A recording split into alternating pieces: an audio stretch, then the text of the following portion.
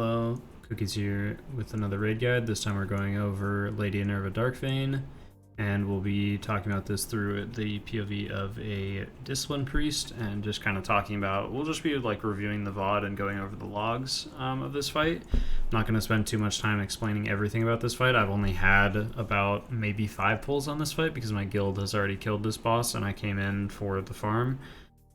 So we pretty much 1 or 2 shot this every time, so I still don't have like a full deep understanding of this fight on Mythic, but it's pretty much just Heroic Plus, just with all the mechanics from each of the canisters, like happening throughout the whole fight is really what it is. And as far as timing your healing, there isn't any like specific events that help you time your heals besides the ad spawning, and then other than that, I mostly just use my Spirit Shell on cooldown as much as I can throughout the fight, because the raid's going to constantly be taking damage anyways from the loose anima just happening throughout the fight, from the canisters kind of draining. And I think that the best way of dealing with this is just, like I said, just use Spirit Shell on cooldown, and then if there's ads that are going to be spawning, then you would just kind of save your Spirit Shell and ramp up for that, because that's like an added, if the ads are spawning and it's lining up well, then that's just more damage that the raid's going to be taking and whatnot, so it's nice to use them there. So I start with a pre-pull ramp here just to do some free healing, because again, we're not going to be, I don't start planning until like 1:30 to use my cooldowns. So it's just nice to, just get a Spirit Shell out there right off the bat. That way we kind of just have, because nothing's going to be really happening for the first minute of the fight, because the first wave of ads that spawn here, we either try to skip them or we immune them. So we just have everyone pop an immunity, and then hopefully they get targeted, and then it gets rid of the ads for us. But other than that, this fight is really just keeping atonements on the tanks, and then here you can see us doing our mini ramp, so we're just ramping up to like 9 or 10 atonements. Hitting Radiance, Schism, Mind Blast, Penance, and that's just to heal like the bottles that hit the floor. There's nothing, again, like particular that I'm doing. It's just I finished ramping and now my Schism's back up, and I'm trying to use 1 Radiance charge in between both ramps, so I just kind of throw it out there. And here we try to immune these ads, and we still get 2 ads, so what you can actually do here is throw, if you see this ad debuff on people, if you're tracking it, you can definitely throw like a shield on each of those people, because that's just kind of free healing that you can do. And then here we're going into our next ramp. This is right after a minute. Again, I'm not being like too particular about it, I'm just kind of using it when it's available. And this fight's really just about a big like DPS check, honestly. So it's just about keeping the group as healthy as possible so that they can properly deal with all the mechanics and whatnot. And there's usually always something going on, and that's why it's okay, in my opinion, to just ramp like on cooldown and when as soon as it's available, because there's going to be bottles being thrown out, there's going to be ads spawning, there's going to be the loose anima happening, like the raid's constantly taking ticking damage, so like no matter when you ramp, it's going to, affect and absorb something in the fight. Here we're using our 1 charge of Radiance and our Schism. This is like our mini ramp. Again, nothing particular. The raid's pretty healthy, but I'm still just using it. And that's the other thing, is this fight's going to go really fast, especially if you're doing the 3 healer strat like we are. So I think it's important to understand that you should be trying to burn through a lot of your mana and like keeping your mana even with the boss's HP.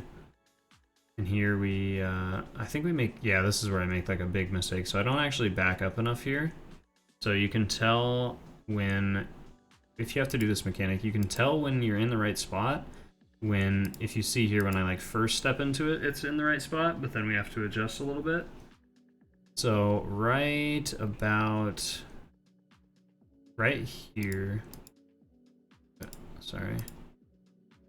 There's a time when they're both active. So right there, like how this swirly stuff is coming out of the orb, that means you're in the correct spot. So that means like my line is hitting both of those orbs.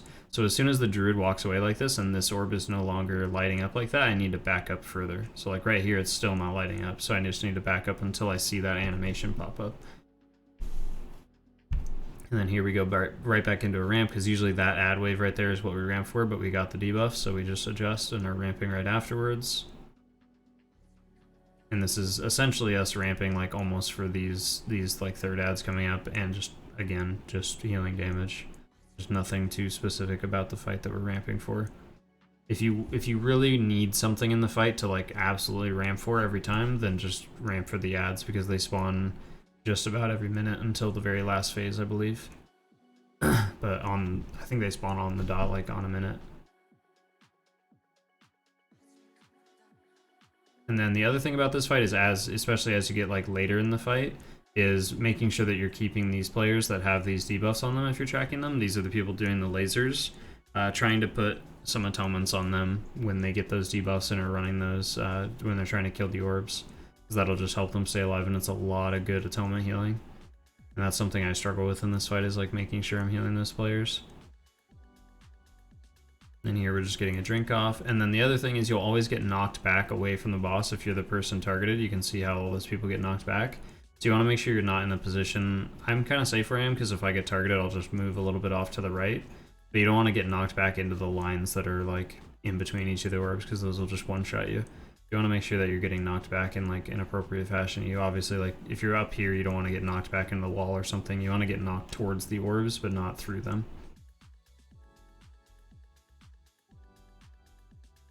And then also, just as another clip, like when we did these orbs here, it's important to communicate to your raid, so like definitely do that. So like as soon as I get targeted, as soon as I get this arrow over my head and I know that I'm going, I goblin jump back and I say, okay, I'll get the, you know, I'll get the far one by, I said by skull, like I'll get this far one, was my idea. And then here I'm like, okay, well, I need to back up a little bit more. And this is where I'm just like not paying attention to the orbs. I think I'm too focused on like getting my ramp ready again, or I wasn't aware of the whole like animation thing, and I was just making a big mistake.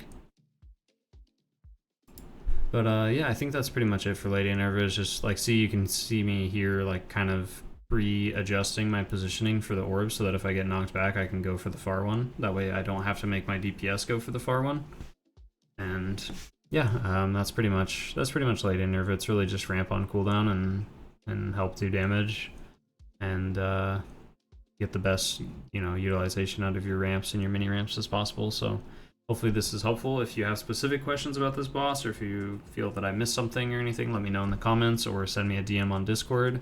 Make sure you stop by the community Discord and stop by my stream. I stream every Tuesday, Wednesday, Thursday for a majority of the afternoon and evening in Pacific time.